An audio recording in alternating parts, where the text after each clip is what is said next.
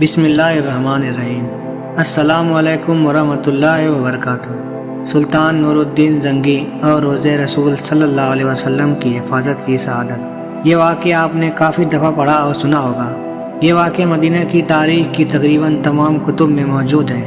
اس کا ذکر مدینہ کی مشہور اور مختصر تاریخ وفا الوفا کے مصنف علامہ نور الدین ابو الحسن صمودی نے اپنی اس کتاب میں کیا ہے، اور شیخ محمد عبدالحق محدث دہلوی علیہ رحمہ نے اپنی کتاب تاریخ مدینہ میں 3 بڑی سازشوں کا ذکر کیا ہے، جس میں سے یہ واقعہ سب سے مشہور ہے۔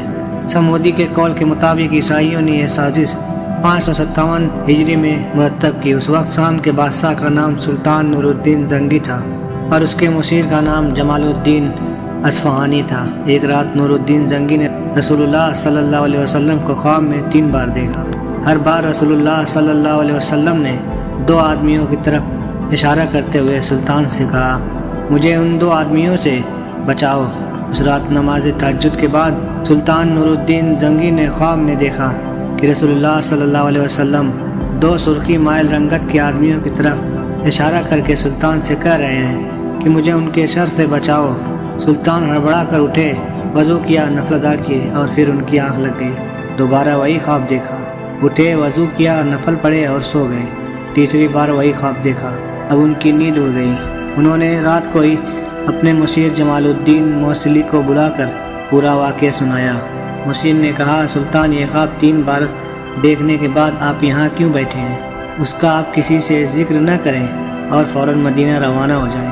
اگلے روز سلطان نے 20 مخصوص افراد اور بہت سے تحائف کے ساتھ مدینہ کے لیے کوچ کیا اور 16ویں روز شام کے وقت وہاں پہنچ گئے۔ سلطان نے روضہ رسول صلی اللہ علیہ وسلم پر حاضری دی اور مسجد نبوی صلی اللہ علیہ وسلم میں بیٹھ گئے اور اعلان کیا کہ اہل مدینہ مسجد نبوی صلی اللہ علیہ وسلم میں پہنچ جائیں، جہاں سلطان ان میں تحائف تقسیم کریں گے۔ لوگ آتے گئے اور سلطان ہر آنے والے کو باری باری تحفہ دیتے رہے۔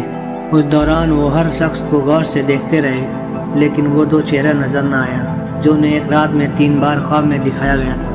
سلطان نے حاضرین سے پوچھا، کیا مدینے کا ہر شہری مجھ سے مل چکا ہے؟ لوگوں نے جواب دیا، ہاں۔ سلطان نے پھر پوچھا، کیا تمہیں یقین ہے کہ ہر شہری مجھ سے مل چکا ہے؟ اس بار حاضرین نے کہا، سوائے 2 آدمیوں کے۔ راز تقریباً فاش ہو چکا تھا۔ سلطان نے پوچھا، وہ کون ہے اور اپنا تحفہ لینے کیوں نہیں آئے؟ بتایا گیا کہ یہ مراکش کے صوم و صلات کے پابند 2 متقی باشندے ہیں۔ دن رات رسول کریم صلی اللہ علیہ وسلم پر درود سلام بھیجتے ہیں اور ہر ہفتے مسجد قباء جاتے ہیں۔ فیاض اور مہمان نواز ہیں، کسی کا دیا نہیں لیتے۔ سلطان نے کہا، سبحان اللہ، اور حکم دیا کہ ان دونوں کو بھی اپنے تحائف وصول کے لیے فوراً بلایا جائے۔ جب انہیں یہ خصوصی پیغام ملا تو انہوں نے کہا، الحمدللہ، ہمارے پاس اللہ کا دیا سب کچھ ہے اور ہمیں کسی تحفے، تحائف یا خیر خیرات کی حاجت نہیں۔ جب یہ جواب سلطان تک پہنچایا گیا تو اس نے حکم دیا کہ ان دونوں کو فوراً پیش کیا جائے۔ حکم کی فوری تعمیل ہوئی۔ ایک جھلک ان کی شناخت کے لیے کافی تھی، تاہم سلطان نے اپنا غصہ قابو میں رکھا اور پوچھا، تم کون ہو؟ یہاں کیوں آئے ہو؟ انہوں نے کہا، ہم مراکش کے رہنے والے ہیں، حج کے لیے آئے تھے، اب روضہ رسول صلی اللہ علیہ وسلم کے سائے میں زندگی گزارنا چاہتے ہیں۔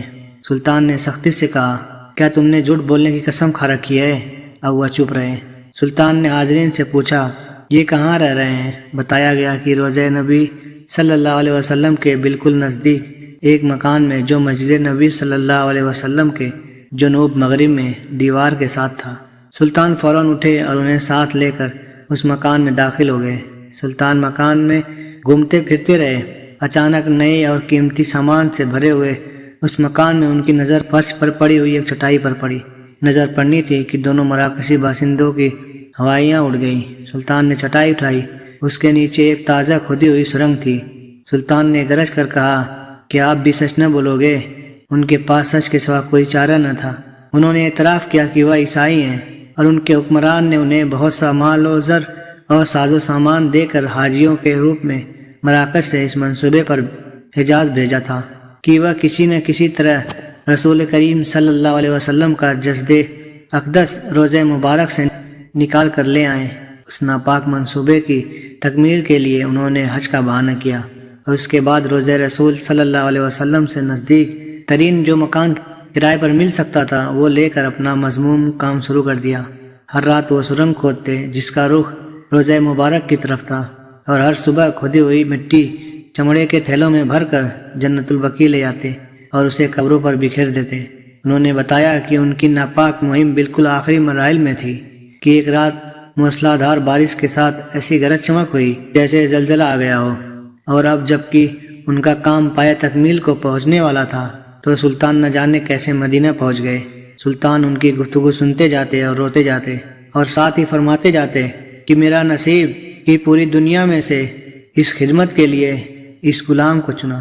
سلطان نور الدین زنگی نے حکم دیا کہ ان دونوں کو قتل کر دیا جائے، روضہ مبارک کے گرد ایک خندق کھودی جائے اور اسے پگھلے ہوئے شیشے سے پاٹ دیا جائے تاکہ آئندہ کوئی بدبخت ایسی مذموم حرکت کے بارے میں سوچ بھی نہ سکے۔